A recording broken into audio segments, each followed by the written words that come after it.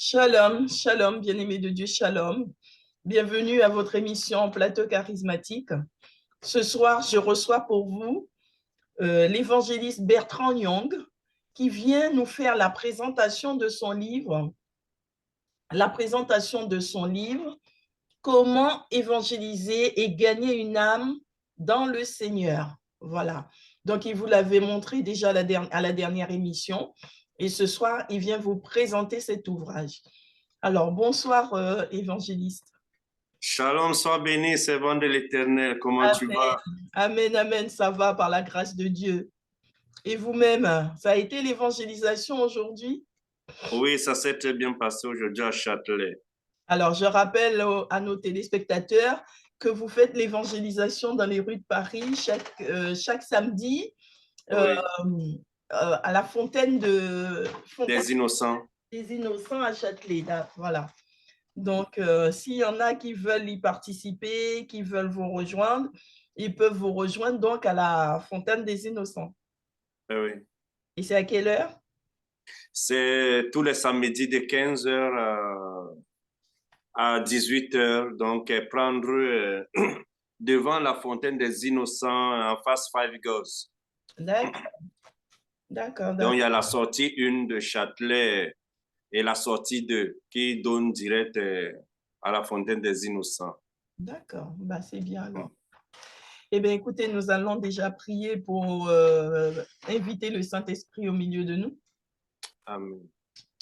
Seigneur Dieu Tout-Puissant, je viens te présenter ce Seigneur, moment. nous Je bénissons prie, ton éternel Dieu, Saint-Nom, nous que te tu mettes ta main glorifions, puissante Papa. et glorieuse sur Nous cet te ouvrage, rendons Seigneur. gloire, nous te Que tu rendons bénisses tous ceux grâce, qui nous te vont disons merci. écouter, Merci pour afin qu'ils toutes soient choses. touchés, éternel Dieu de gloire. Merci Qu'ils puissent Seigneur retrouver Jésus, cette Père, grâce, pour Seigneur, ce moment on travaille pour toi, dans ta présence, Seigneur. avancer avec toi, Merci Seigneur Dieu de Seigneur gloire, Jésus, Père, selon pour ta ton servante, pour nos Seigneur, pour commandes. l'initiative, Seigneur. Merci pour la Les enfants, présentation, Seigneur, Seigneur Jésus, Père, touche les cœurs, éternel de Dieu. ces livres. Invite-les, éternel Dieu de Sois gloire. Que ce ne soit glorifié, pas nous qui les invitons, sois exalté, sois Seigneur. magnifié, Invite tes Papa. enfants à Béni sois-tu, regarder, à Seigneur acheter Jésus, ce Père. livre, Seigneur, Béni pour pouvoir sois-tu, mieux conduire leur évangélisation devant toi. Au nom de dans le Jésus-Christ nom de puissant Nazareth, de j'ai ainsi Jésus. prié. Amen. Amen. Donc, je disais que vous venez pour faire la présentation de votre ouvrage. Oui. Présentation, comment évangéliser et gagner une âme dans le Seigneur. Exact. Eh bien, je vous laisse la parole. Ah, merci beaucoup une fois de plus de me donner la parole et puis j'aimerais vraiment présenter ce livre. Je dis merci à l'Éternel vraiment pour l'opportunité, pour la grâce accordée et pour le travail que vous êtes en train de faire concernant dans le corps du Christ. En me donnant cette opportunité de présenter ces livres. Alors, le livre, c'est le titre, c'est Comment évangéliser et gagner une âme dans le Seigneur. Donc, je suis l'auteur évangéliste Bertrand Young. Donc, ce livre est sorti de mes entrailles parce que c'est depuis 2016 que j'avais commencé à écrire ce livre, d'où le livre était sorti le 16 juin 2023, donc l'année dernière. Et c'est un livre vraiment un bon support pour ceux-là qui ont le zèle, ceux-là qui veulent aller dans les rues pour aller gagner des âmes. Parce que nous voulons évangéliser, nous voulons aller dans les rues, nous voulons et nous voulons, mais il faut certains supports, quoi, pour nous aider, comment nous pouvons aborder des personnes dans les rues, qu'est-ce qu'il y a à faire au premier temps, qu'est-ce qu'il faut faire, c'est très important. Donc, tout se trouve dans ce livre. Je vais commencer à développer la table de matière. Lorsqu'on parle de c'est quoi l'évangile, c'est quoi évangéliser et l'évangélisation. Je vais prendre un exemple sur l'évangélisation, juste un exemple. C'est quoi l'évangélisation? Un instant.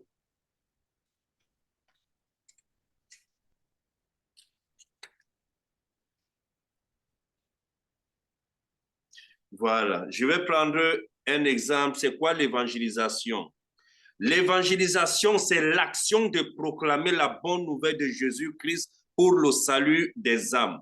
L'évangélisation, c'est de présenter aux âmes, aux païens, aux inconvertis, au monde extérieur, le véritable Jésus-Christ et son royaume. L'évangélisation, ce n'est pas de vider l'église du pasteur d'à côté pour remplir la sienne. Parce que c'est ce que nous voyons aujourd'hui. Il faut d'évangéliser l'église qui est à côté pour venir remplir la sienne. Non, ça c'est l'évangélisation dans l'aquarium. Ce n'est pas l'évangélisation. Donc l'évangélisation, ce n'est pas de partager, distribuer des flyers, des prospectus, les traités comme des journaux publicitaires ou inviter des gens à l'église dans une assemblée pour la remplir. Aujourd'hui, nous voyons souvent dehors, on distribue comme si c'était des journaux publicitaires. Non. Donc, l'évangélisation, c'est de présenter au monde extérieur, c'est de présenter aux non-chrétiens le véritable Jésus-Christ. Le Jésus-Christ qui est amour, qui pardonne, qui donne la paix, qui donne la joie, qui a de la compassion, qui guérit, qui est mort à la croix pour nous en portant nos péchés, nos iniquités, nos fardeaux. Amen. Amen, amen. Donc, c'est ça l'évangélisation. Donc, nous devons connaître cela.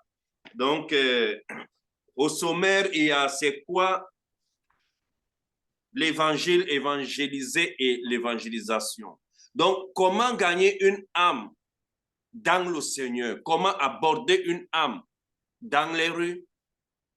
Ce sont les questions que beaucoup se posent en disant, je ne connais pas évangéliser. Qu'est-ce que je vais dire? Qu'est-ce que je vais parler? Donc, je vais aussi juste prendre quelque chose. Donc, comment gagner une âme dans le Seigneur? Il y a des points et des points que j'avais cités, que j'ai cités dans ce livre. Parce que le premier point pour gagner une âme dans les rues, dans les transports en commun, c'est d'abord de prier, prendre un moment de prière et d'intercession. La prière, c'est comme le sentier, déblayer le sentier, c'est comme Jean-Baptiste faisait pour Jésus-Christ, pour l'arrivée de notre Seigneur Jésus-Christ. Donc, c'est très important. Et la deuxième des choses à faire, c'est de dire bonjour. Amen. Amen, amen. Aujourd'hui, les gens veulent évangéliser, mais ils n'ont pas une vie de prière. C'est très important. Les différentes sortes de méthodes par lesquelles nous pouvons évangéliser. Quelles sont les différentes sortes de méthodes par lesquelles nous devons évangéliser? Je vais prendre quelques exemples. Donc, les différentes sortes de méthodes par lesquelles...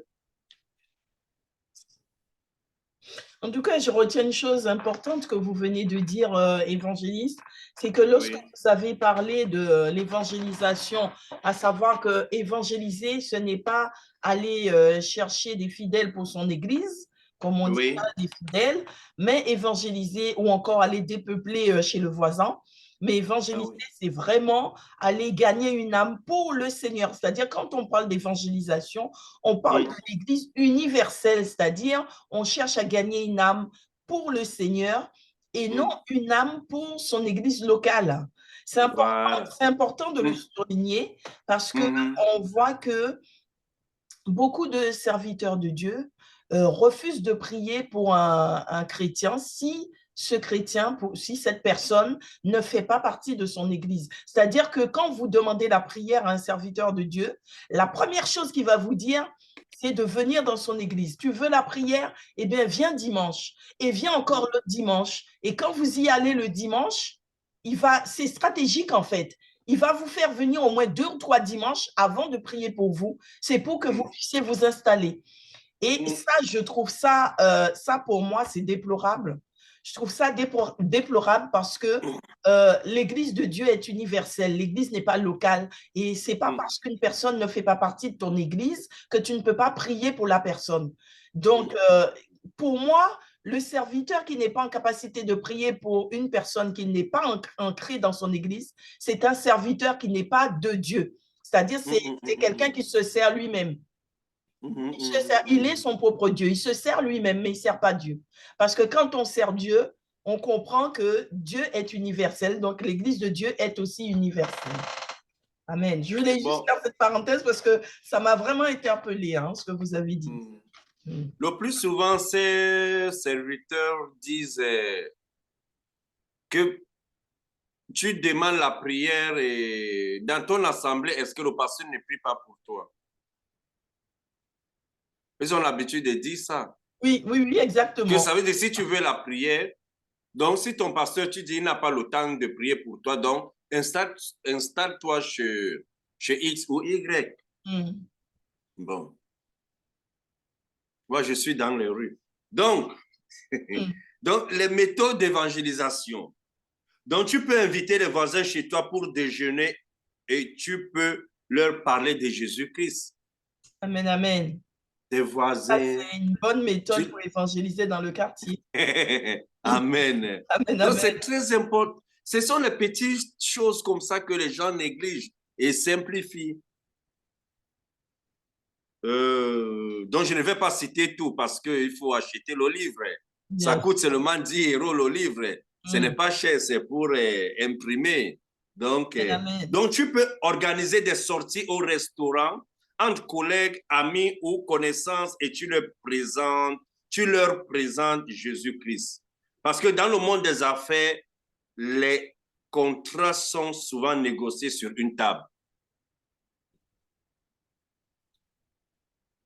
Donc, c'est là quelques méthodes d'évangélisation. C'est la page 19.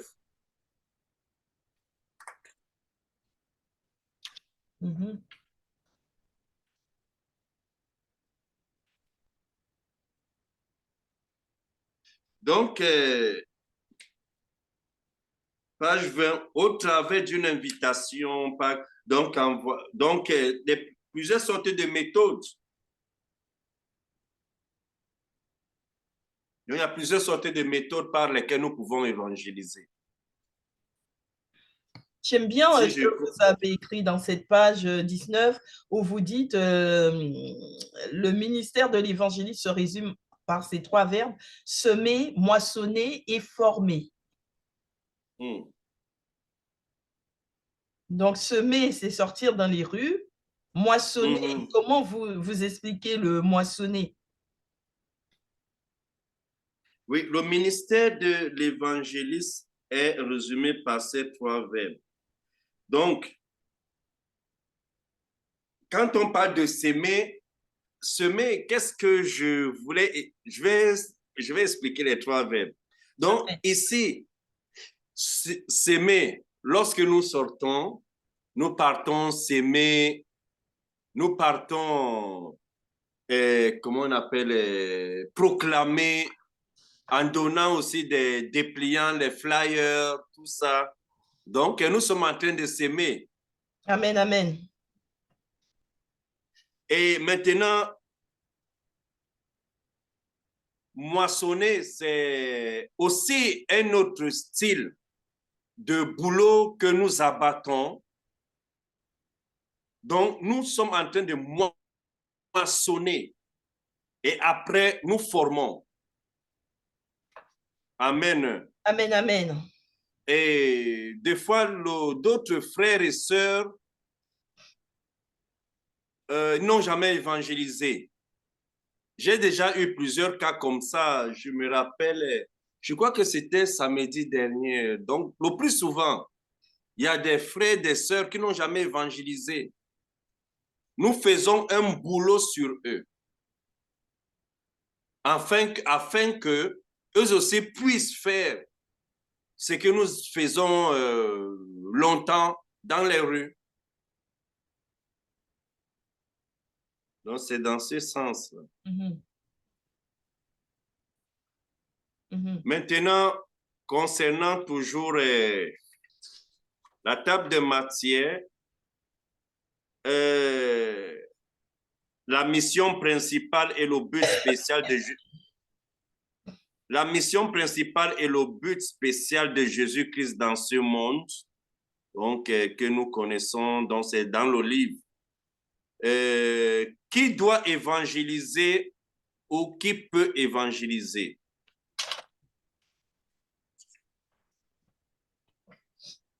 Alors, qui doit évangéliser? Oui, attendez, je cherche la page. Comme je mets en même temps la lumière. Voilà, qui doit évangéliser ou qui peut évangéliser? Tout le monde est appelé à évangéliser, mais tout le monde n'est pas évangéliste. Donc, tout le monde est appelé à évangéliser. En tant que chrétien,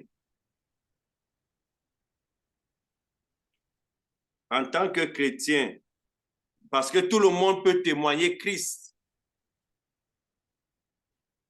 Amen. Amen, amen.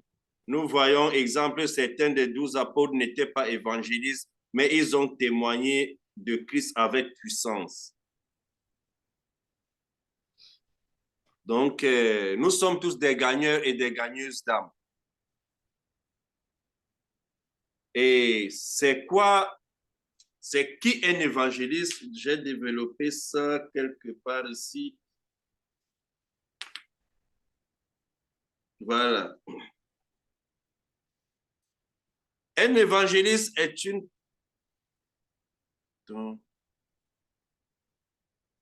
Voilà. Un évangéliste est une personne avec un don particulier et une vocation. Donc, la vocation, c'est le manteau ministériel. Une vocation spéciale du Saint-Esprit pour annoncer la bonne nouvelle de l'évangile. Marc 16, 15 nous dit, allez partout dans le monde et prêchez la bonne nouvelle à toute la création. Un évangéliste est une personne qui annonce la bonne nouvelle de Jésus-Christ aux inconvertis, païens, athées, et invite à mettre leur confiance, leur foi en Christ pour être sauvés. Un évangéliste a un ministère dans la délivrance des âmes tenues captives par Satan. Il consiste à faire passer ces personnes après leur délivrance des ténèbres dans le royaume de lumière de Dieu. Amen. Amen, amen. Donc, un évangéliste est celui qui va dans le territoire de Satan pour casser les chaînes des prisons sataniques en libérant les âmes de la captivité. Donc, ce qui distingue un évangéliste avec les autres ministères, c'est qu'il a un feu en lui, dans son cœur qui brûle pour proclamer, annoncer l'évangile, la bonne nouvelle partout. Amen. Amen, amen. Quels sont les différents noms? Je dois aussi enfanter une âme. Je dois aussi enfanter une âme en tant que chrétien. Tu dois aussi enfanter une âme. Je vais chercher pour développer. Ce n'est pas un manuel volumineux, mais très efficace. C'est ça, c'est du concentré. Oui. Donc, je dois aussi enfanter une âme. Je vais un peu prendre, par exemple, ici à droite, c'est page 25. Comment enfanter une âme? C'est en prenant la décision de sortir de notre confort, de nos maisons, de nos assemblées, des quatre murs des bâtiments, des églises, en prenant également l'initiative dans les rues, les chemins d'aller dans les rues, les chemins, les ronds-points, les transports en commun, train, métro. Donc, nous voyons que Jésus-Christ dit, la parole de Dieu nous dit dans Exode 23, 26, « Il n'y aura dans mon pays ni femme qui avorte, ni femme stérile. » Nous sommes l'épouse de notre Seigneur Jésus-Christ. Et Jésus-Christ est l'époux de l'Église. Et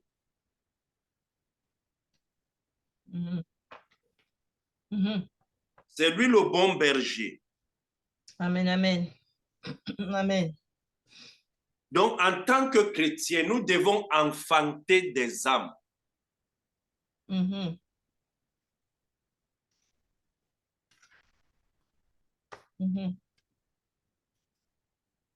Donc, en quelque sorte, nous devons toujours évangéliser en tout lieu où nous nous trouvons. Il faut évangéliser en tout lieu où on se trouve, parler de Jésus, trouver toutes les occasions, même lorsqu'il n'y a pas d'occasion, se créer cette occasion pour pouvoir parler de Jésus et en quelque sorte sauver des âmes ainsi, en leur faisant connaître Jésus, en s'approchant d'eux. Alors, j'ai envie de vous dire, évangéliste, en ce moment, dans le temps où nous vivons, ce n'est pas évident d'aller vers l'autre, dans les transports, par exemple. Moi, la première, hein, on a toujours nos casques, nos écouteurs dans les oreilles. Tout le monde est tourné vers son portable mobile. Donc, du coup, on ne se parle plus. Les gens ne se parlent plus dans les transports en commun.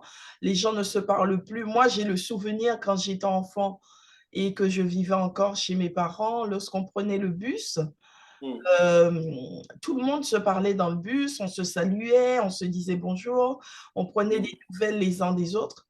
Aujourd'hui, ça n'existe plus. Quand on prend les transports en commun, c'est chacun reste dans son coin, tourné vers son mobile, avec ses écouteurs, son casque. Donc, plus personne ne s'inquiète de l'autre. Et les gens meurent, comme vous dites, tous les jours, mais on ne s'inquiète pas l'un de l'autre. On l'apprend dans les journaux, pour ceux qui sont connus, ou encore quand il y a un drame, on l'apprend dans les actualités, mais on ne se soutient pas les uns les autres. Et la Bible nous dit, la parole de Dieu nous dit que dans les derniers temps, l'amour s'éteindra dans le cœur de plusieurs.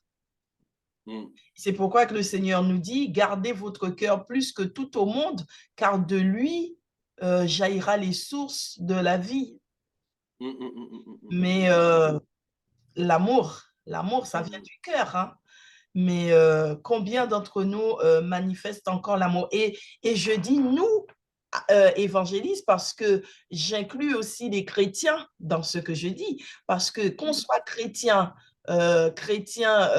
simple fidèle dans l'église, ou qu'on soit chrétien dans le ministère, combien d'entre nous ont gardé l'amour? Parce que les mêmes problèmes qu'on trouve chez le païen, les mêmes mauvais comportements, on le trouve dans l'église et on le trouve chez les serviteurs de Dieu, chez ceux qui sont les ministres, chez les ministres de Dieu. C'est-à-dire le païen, on pourrait dire que le païen va tromper sa femme, mais le ministre aussi trompe sa femme. Et pourtant, il est ministre de Dieu. Donc, je pense qu'il y a quelque chose à travailler, c'est-à-dire revenir à la source. On a quelque chose à faire pour revenir à la source avant de pouvoir continuer notre marche. C'est-à-dire que chacun mène sa marche, cherche Dieu, mais dans son individualité.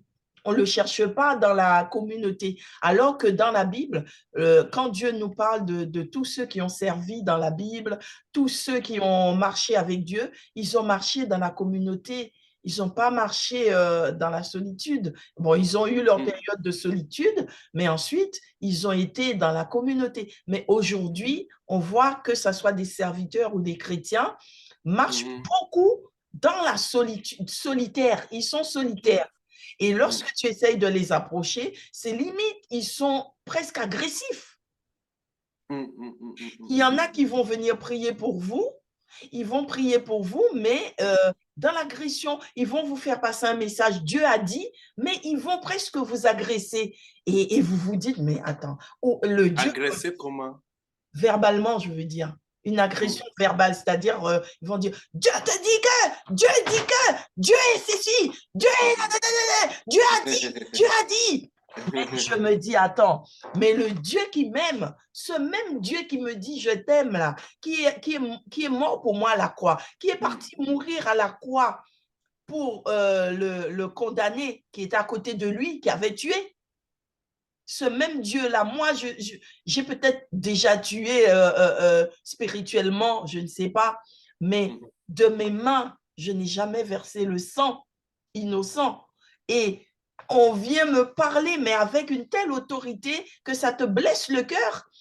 Au lieu de te guérir, ça te blesse le cœur. Donc, tu finis par te dire, mais où est passé l'amour? Où est l'amour? On sert Dieu, mais est-ce qu'on le sert avec l'amour dans le cœur? Est-ce qu'il y a cet amour dans le cœur encore? De nos jours, ça devient de plus en plus compliqué. Ça devient de plus en plus compliqué. C'est vraiment faire l'effort pour cultiver cet amour, quoi. Que cet amour puisse toujours être là parce que quand tu regardes, c'est toujours dans nos livres là que j'avais écrit que Jésus-Christ avait le ministère de l'amour, il avait le ministère de la compassion. Donc, c'est ce qui faisait la force de notre Seigneur Jésus-Christ. L'amour, la compassion, tout ça. Aujourd'hui, parce que pour que même un évangéliste, par exemple, nous, comme j'ai dit, un évangéliste est appelé il a le ministère de la puissance et le ministère de guérison. Qu'est-ce qui peut provoquer la guérison? S'il y a l'amour en toi, tu te mets, c'est-à-dire la compassion, tu te mets à la place de l'autre, tu portes cette souffrance, c'est comme si c'est toi qui es en train de vivre cela, tu pries pour la personne, c'est là il y a la guérison. Mais s'il n'y a pas l'amour en toi, bon, des fois, bon, il y a beaucoup de choses qui se passent aujourd'hui. Il y a beaucoup de choses qui se passent aujourd'hui et puis nous continuons toujours à prier pour ça. Amen, amen. Parce que, comme vous avez écrit sur le dernier point, nous sommes un canal, un instrument puissant et d'impact dans l'évangélisation. Donc, même lorsque nous prions pour quelqu'un, nous sommes déjà en train d'évangéliser. Oui. Oui, exactement. Et puis, aujourd'hui, lorsqu'on parle de l'évangélisation, les gens ne veulent plus s'adonner à l'évangélisation. Les gens, l'évangélisation pour eux, c'est, ils mettent ça en arrière-plan. Même dans les assemblées, on met l'évangélisation en arrière-plan. Vous voyez ce que le diable fait aujourd'hui, le travail qu'il abat. C'est l'évangélisation qui devait être, c'est-à-dire prioritaire dans les églises.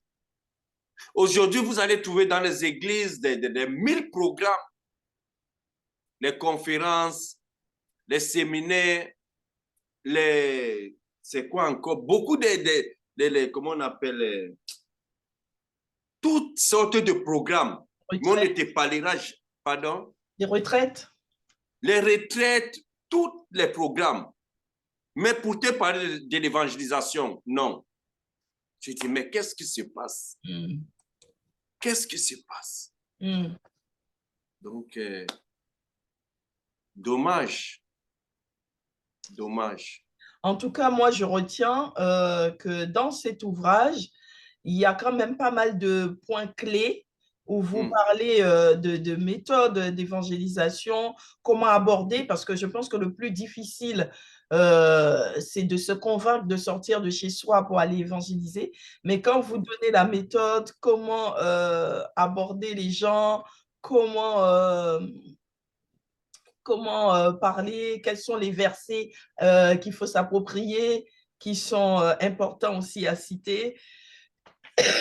et aussi la préparation, comment se préparer, à savoir avoir une vie de prière, de consécration, effectivement, parce que sans la vie de consécration, on ne peut pas convaincre.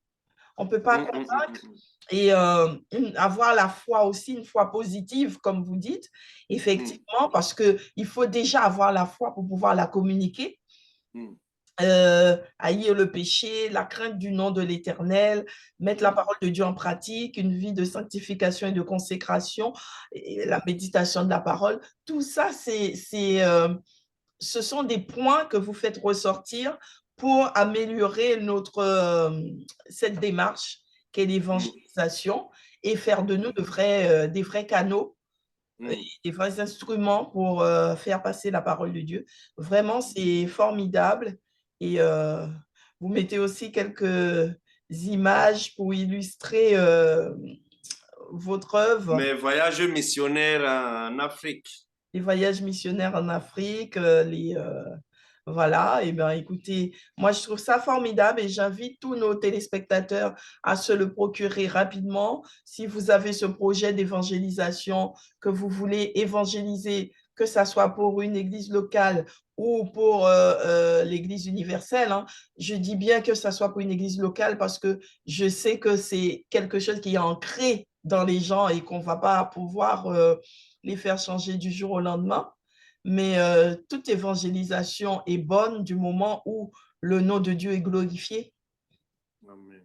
Voilà. Donc, j'invite chacun à pouvoir se procurer cet ouvrage et à partir en mission, comme le Seigneur nous a dit, allez par tout le monde et faites de toutes les nations des disciples. Donc, je vous invite à prendre ce petit ouvrage avec vous comme guide pour pouvoir Comme avoir support. une mission, comme support pour avoir une mission réussie. Voilà. Et qui coûte 10 €. Et qui coûte 10 euros. Mais par contre, évangéliste, je vois marqué 20 euros hein, Ah dessus. ouais, c'était une petite erreur. Ouais, C'était une erreur, d'accord. Donc, c'est bien 10 euros. Donc, n'hésitez pas à aller vous le procurer. Est-ce que vous pouvez nous dire où trouver cet ouvrage? C'est avec mon numéro de téléphone et puis que vous allez leur donner le numéro de téléphone. C'est le 07 49 21 31 14 et puis tous les samedis, nous sommes à Châtelet à Paris pour ceux-là qui peuvent se déplacer parce que je n'ai pas pu réussir à mettre ça dans Zoom. Là, je contacte une personne qui m'aidera à mettre ça dans Zoom. Non, dans Amazon. Amazon. Voilà. Amazon, voilà. Amazon. Mais vous êtes dans une librairie? La librairie, je ne sais pas comment il fonctionne, quoi. Ah, vous n'avez pas trouvé encore de librairie. Ouais, D'accord. ouais. D'accord. En fait, il faut les démarcher. Vous avez par exemple la librairie c'est ici. Oui, c'est, je connais, C'est ici, c'est ici. Ah, on m'avait parlé de C'est ça. une librairie religieuse à Paris où ils vendent un peu tous les ouvrages religieux et qui est très connue dans Paris où tous les chrétiens connaissent. Donc, il ne faut pas hésiter à aller là-bas et à Ok. poser cet ouvrage. Voilà. Et puis, il vous reste encore à faire le tour des églises. Alors, vous êtes Ouais, déjà passé chez nous. Vous avez, ouais, ouais. voilà, vous avez pu trouver quelques personnes intéressées. Et je vous invite à continuer à faire le tour des églises pour faire connaître l'ouvrage. Et tous Amen. ceux qui l'ont reçu aussi peuvent faire passer le message. Mhm, Voilà, voilà. mhm. Eh bien, écoutez, je ne sais pas si vous avez quelque chose à dire en conclusion, puisqu'on arrive au terme de notre émission. Oui, c'est juste encourager des gens à aller dans les rues, dans les transports en commun, de ne pas se décourager, et parce que c'est la grande mission que Christ nous a laissée, aller par tout le monde et prêcher la bonne nouvelle à toute la création. Donc nous devons sortir pour gagner des âmes et les ramener dans la bergerie de notre Seigneur Jésus-Christ. Amen. Amen, amen, amen. Eh bien, écoutez, je vous remercie, évangéliste, d'être venu sur le plateau de l'émission Plateau Charismatique. Amen. Et je vous invite donc j'invite tous nos téléspectateurs à se procurer cet ouvrage. Vous avez eu le numéro de téléphone, n'hésitez pas à appeler. Vous pouvez aussi contacter l'émission Plateau Charismatique pour avoir cet ouvrage. N'hésitez pas à m'écrire, à m'envoyer un mail ou à écrire sur l'émission, à mettre un message. Donc, vous serez les bienvenus. Et surtout, n'hésitez pas à laisser des commentaires. Voilà. Je vous dis à bientôt, évangéliste. Amen, à bientôt. Merci beaucoup. À Shalom. bientôt, soyez bénis. On va prier pour clôturer. Oui, on va prier pour clôturer. J'allais oublier. Pardon, Seigneur. Seigneur, nous te bénissons, nous te rendons gloire, nous te rendons grâce. Nous bénissons ton seul nom. Nous te disons merci pour ce moment que nous avons passé dans ta présence, dans cette émission, Seigneur Jésus Père. Papa, continue à utiliser ta fille, ta servante, Seigneur, concernant ce qu'elle est en train de faire, Seigneur, dans cette émission Plateau Charismatique, Seigneur. Agis puissamment, Seigneur, dans sa vie, Seigneur. Aujourd'hui, nous avons parlé de présenter le livre. Que ce livre, Seigneur Jésus, Père, que les gens puissent se réveiller, puissent s'élever pour l'acheter et pour impacter cette génération dans l'évangélisation, Seigneur Père.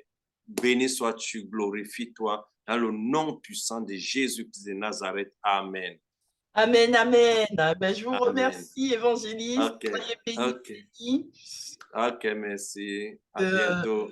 Que tous nos téléspectateurs puissent se procurer cet ouvrage. Je pense que la main de l'Éternel est dessus, donc il parcourra le monde. Amen. Amen. Soyez bénis. Soyez bénis aussi. À bientôt. À bientôt.